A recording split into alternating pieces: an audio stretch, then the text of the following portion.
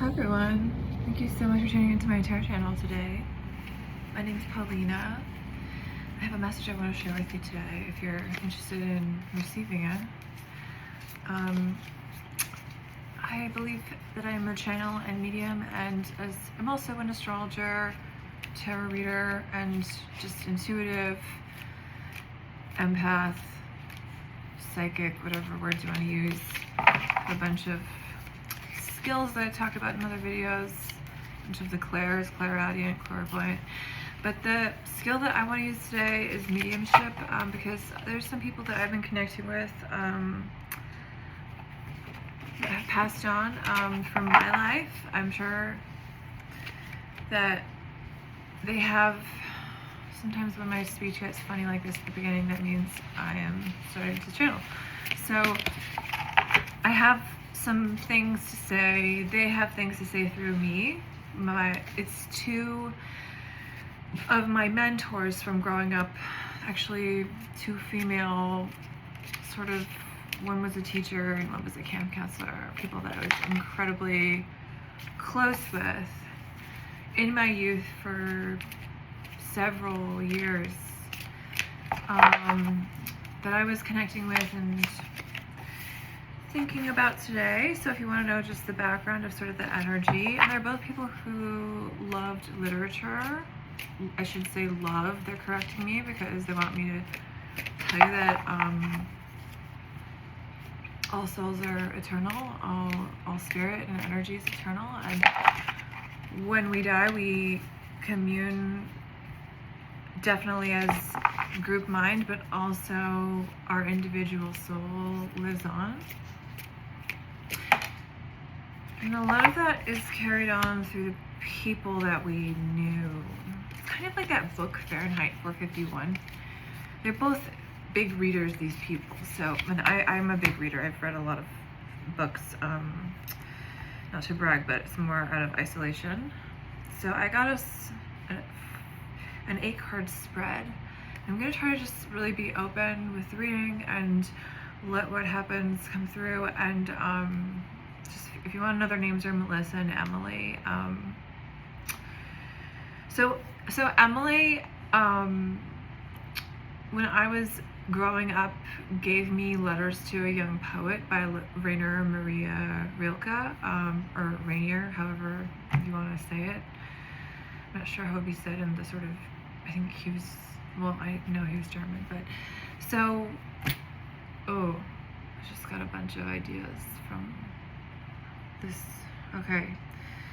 Okay, so with the Letters to a Young Poet, that's a great book and I really recommend it. And it's basically a mentorship relationship from one person to another. It's like this young poet who's like, oh my god, I'm such a huge fan of your writing, and then he actually engages with him. They like have a back and forth, and then he just writes that as the book, and most of it is like advice to a young person. If there's interruptions, it's just that I had to lace it all together because my dog started barking or something, because we're in a new environment. So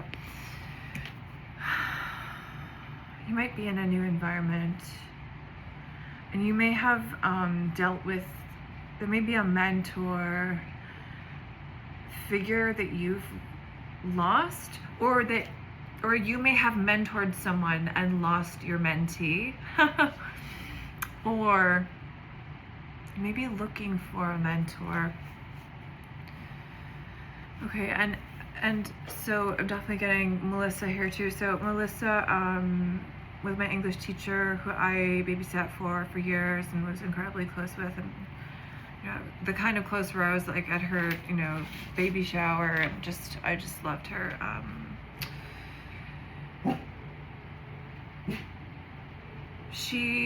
So I was thinking about this book she had us read today called A Yellow Raft in Blue Water, I believe. And it's about, well, it's kind of a horrid story, but I was thinking about how it was actually so great. And this is confirmed because these cards have yellow. It's like, well, there's kind of little bits of yellow in all these cards, but really these are incredibly blatant for me. So I'm going to talk about these meanings later, but That book it's not really a happy book, but I was an avid reader growing up. I mean, I still am, but not with the same sort of veracity, because I'm a speed reader, so that means it just changes how I read. I can't explain it. I read a lot of books at a time. Anyway, so you might be someone who has like a really quick summation of situations, and you're like, I know what this is about, like in terms of relational situations with others. A Yellow Raft in Blue Water it hit on subjects that I was very fearful of in my life because of personal family trauma, let's say.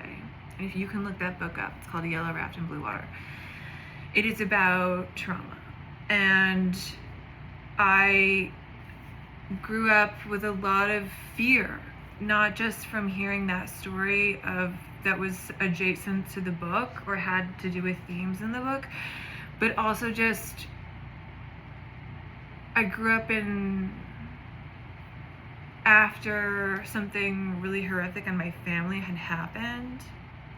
You may have had a similar experience, because since you're watching this, I came in on the heels of a major tragedy in my family. Okay, so there's a lot of fear, there's a lot of anxiety, and there was a lot of, I would say, pressure to be cheery, to,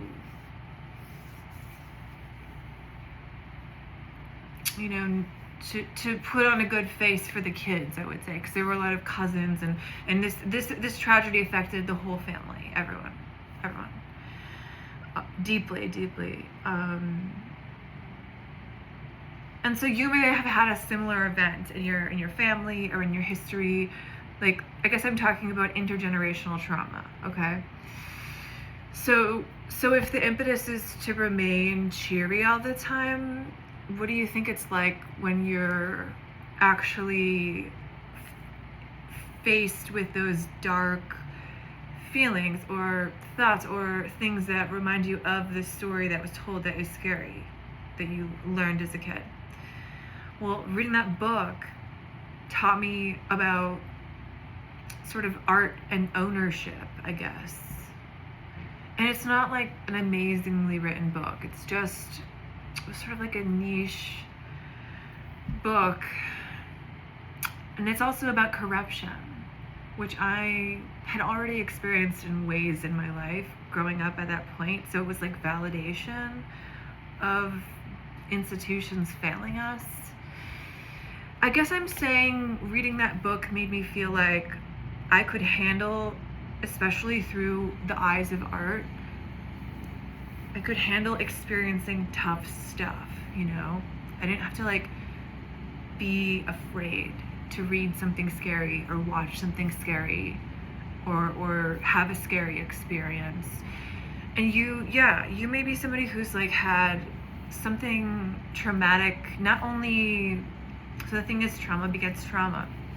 So this intergenerational trauma made you grow up as sort of a magnet for other traumas.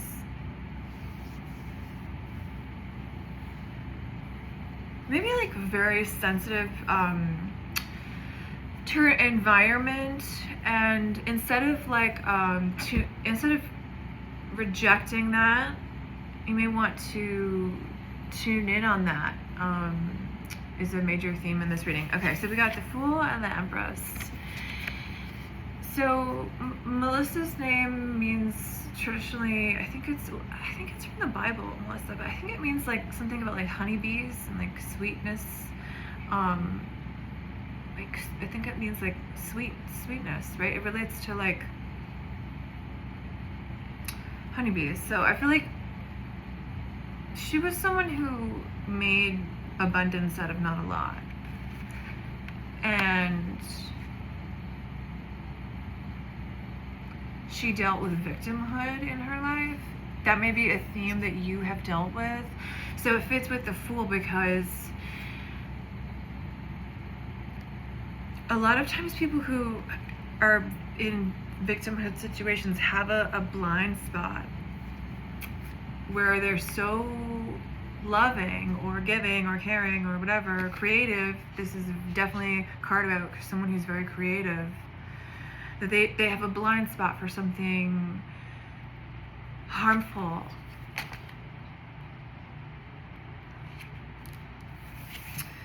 Okay, and so this is the Devil in Hierophant. So this is about marriage, tradition, and really society, the church. Some people are related to Taurus or Sagittarius or just a couple signs, but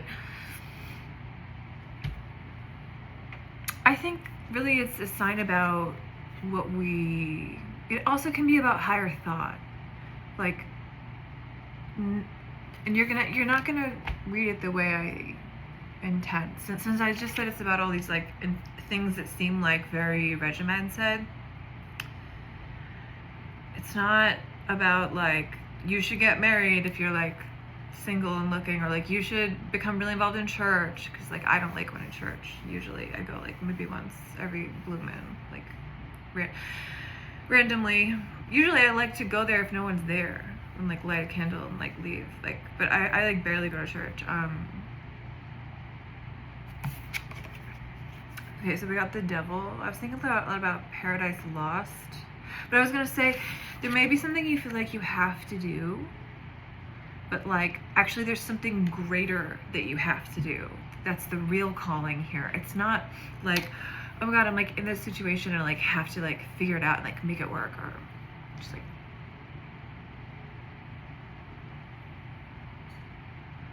or like I have to. Okay, so Emily was like really funny, and she was my counselor for like years, and she knew me really well, and she was such a mentor for me. I loved her so much, and she would like tell these like stories, then everyone would like kind of crowd around and listen. She was that kind of like vivacious. I'm gonna get back to the honeybees with Melissa, but I forget what Emily means. I think it's just a variation of Emma, which I think means, does it mean light maybe or something? I'm not sure. I'll write it below. I should really know because my sister's name's Emma. But so I think it means virtue maybe. Anyway, Emily she was like, I guess later in life it seemed like she really became obsessed with fitness and was like very in shape, as they say, but she was like a very curvy woman, and she was not like a Barbie doll, like norm whatever, like she was atypical, okay, like, but I thought she was beautiful. But one of the stories was about how she was trying to fit into a prom dress. I'm itching because I used this like soap that I think I'm allergic to. That's why I brought up that you may be sensitive to your environment in a way that you're not aware of. There may be like little small things that you could do to like make things less harsh or easier. And also getting with the Devil, I got a strong hit earlier of someone, this really can mean like addiction and like, again, like a toxic bond or something that's like detrimental, but also it can mean like,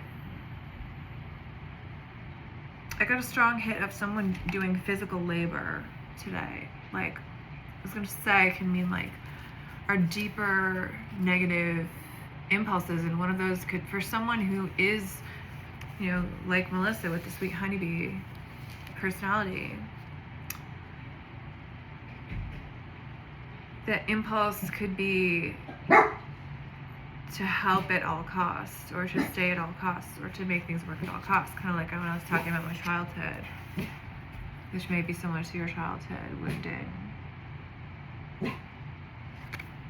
Take a break because my dog barked, but it's also good because it gives me a little reset and a reframe. I'm trying to go slow because I got a lot of guidance to go slow today, but I was getting I had to do something that was like annoying and tedious and laborious, or several things that involved like physical labor today.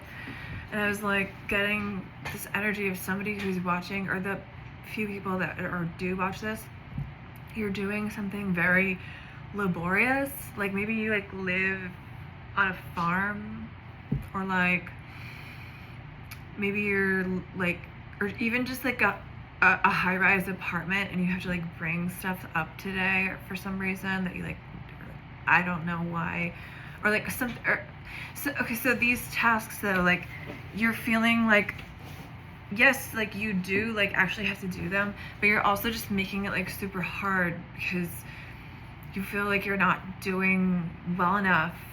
Melissa's saying good enough because that's how she would talk even though she was an English teacher. And then she would probably make a joke about her bad grammar because that's how she was.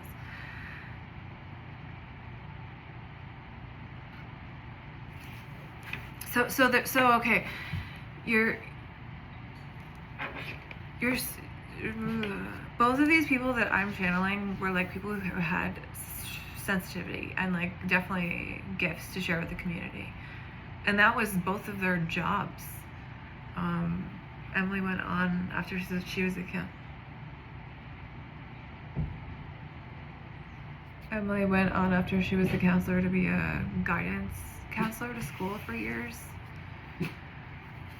And there's guidance that you need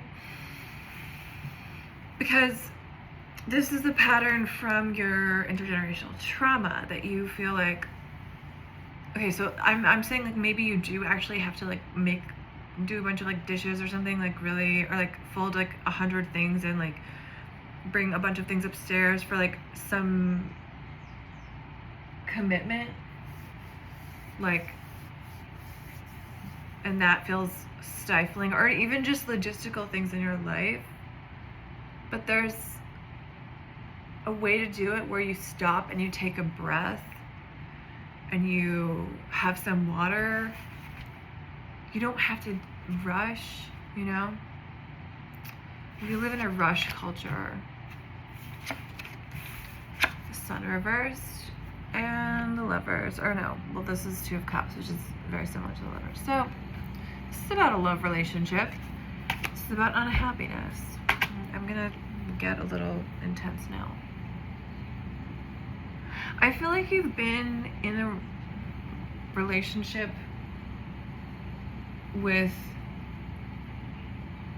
someone or something that's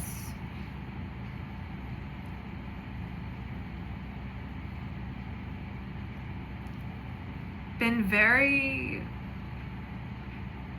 draining.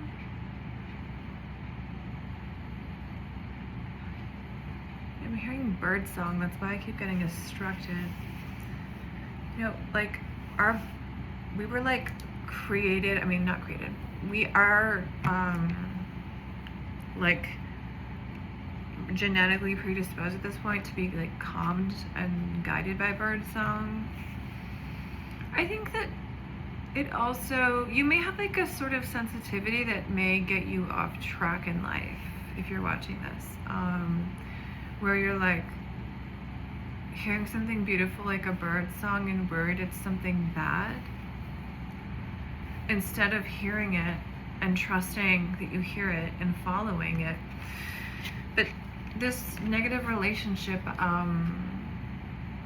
you know, I was very attracted to the Corinthians section, or the Corinthians quote today. Not the whole thing, just the part where it says, where when I was a child, I felt like a child. When I became an adult, I thought like an adult, which is, and it says then it goes on, it's like, for now we see through a glass darkly, and then we'll see, when we're seen, we'll be seen all at once. So it's about like, we don't know what the F we're doing here on earth. We only like see portions. And I think that's a greater symbolism for this relationship, or it could also just be a relationship with the world, that like there's been a lot of negativity thrown at you. And I think you're not doing a very good job of depersonalizing it, because there's a lot of people walking around with a lot of pain, and a lot of people handle it in different ways. Someone might handle it this way, be really aggressive, and someone might be really passive aggressive. Someone might not feel comfortable talking about it in person, and then someone might like take years to tell you what really, that used to be me. It used to take me years to say how I really felt in friendships, boyfriends, family. Very hard for me. So that's sort of what I'm picking up on here. But the negativity that's being thrown at you, like one of the 4 agreements is like, I take nothing personally, which is a great teaching if you want to look that up. It's an old, at this point, I think it's from the 80s, but I take nothing personally. It's a great teaching. Because we can sit here, and another person I love is Eric Berne, who just talks about transactional analysis, and that gets so analytical, where it's like, there's a great book called Games People Play, where it's like, okay, human behavior, just like brass tacks. If this person's doing this, it's because this, because that. One game that I'm being called to tell you is I got you now, you son of a bitch. You may be being baited into situations because people can't handle your light, or even just something about your appearance or your energy. A lot of times when we bring light into darkness, it's like very scary for people. Even just smiling at someone who's been in like gloom and like fear and pain, you can see it on their face. If you just smile, that might feel like an attack to them. So I was saying with the prom dress before, the example of Emily trying to fit in this prom dress and breaking it, and everyone being so tuned into the story of how she told it, that she made it not about her failure of her body being different. She made it about this store being like, not that they were inadequate, but that they were like, we don't have what you need, kind of. And it was like a greater message. It was like a greater thing that she didn't fit in, kind of like in society, but she was like making it this like, not just because of that sort of curvaceous figure. Like there were other reasons. She was an incredibly assertive female. She was a leader. I think she was an Aries, actually.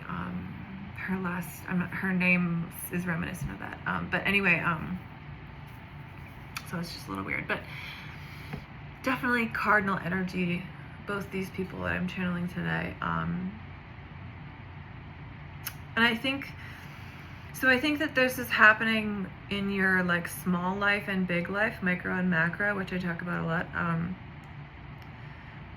That like you're feeling like overburdened or like underappreciated or like overworked, and then also you're feeling like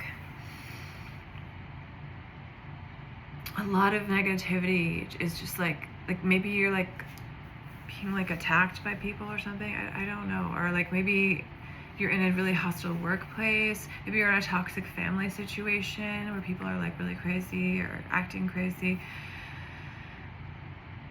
When I said that Corinthians quote, when I was a child, I thought like a child. When I became an adult, I thought like an adult. It is a preemptive note to the next part, which is, so, sorry, my dog keeps barking. It's not only that there's negativity being thrown at you as you're perceiving, but it's also that really sensitive people pick up on the toxin. They pick up on, and then that can be really intense. And I was going to say before, I was thinking about Paradise Lost, but before I read that in college, I did a lot of English courses. And it's basically about the devil being cast out of heaven. I was thinking actually how it's kind of cruel story. But like it's kind of like about the ultimate exclusion and like dismissal. Maybe you felt dismissed by someone or excluded recently that has made a flavor to how you're seeing the world. But so if you think like an adult and you see that we're only seeing through a glass darkly, we're only seeing a piece of the puzzle, not only in our lives, but with others. And we can usually also, if you're sensitive, you can pick up on like people's like thoughts and feelings, and it's very easy to tune in the grocery line or something if you want to. But it can get very, if you want to play that game and like do that, which a lot of like people who are healers can just, they're not like aware of it, but they can do that.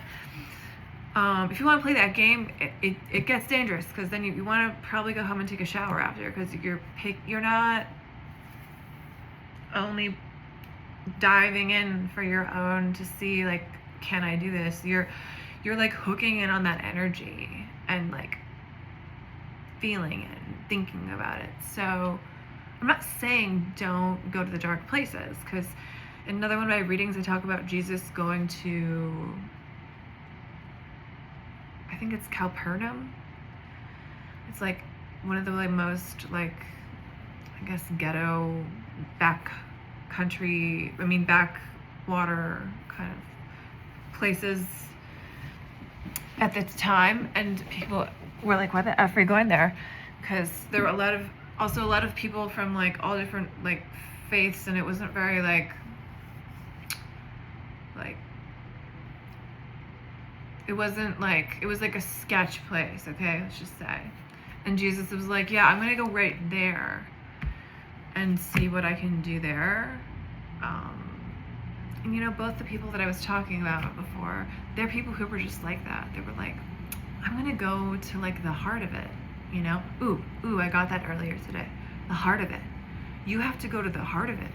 It may not be, I mean, you have to literally like piece apart this feeling of needing to perform or physically overexert. You have to look at that and why you may feel that way. Maybe your family had weird stuff about not caring for themselves, and that was exemplified, or maybe it was wrong to be selfish enough to take a break.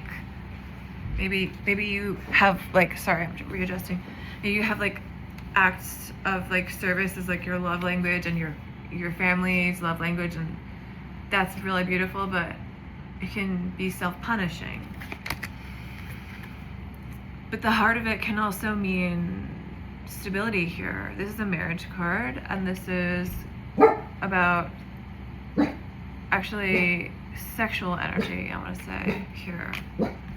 This card is about, like, traditionally I would read it as about like a female that is like sexual, but also like powerful and like strong. You may be a woman who's like that, or maybe there may be a woman in your life who's like that, that is like anchoring for you, or that you would like to be anchoring for you. And this is about balancing a financial situation, and also just balancing the material and the immaterial.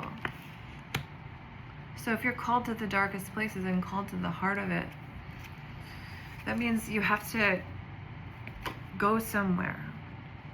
It's not just in your body, in your mind, maybe going to therapy or like whatever, analyst. Like, it's not just the heart of it. It's not just the intergenerational trauma. It's not just the reasons why you overextend.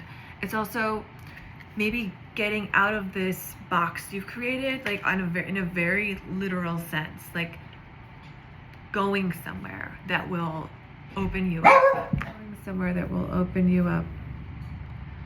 And if you think like an adult and not like a child, you can realize that the world is actually created, it's real, and it's like all those people exist and everything, But what we take from it is our choice. We can leave the rest. We can take what we like and leave the rest. That's the reading, and thanks for tuning in.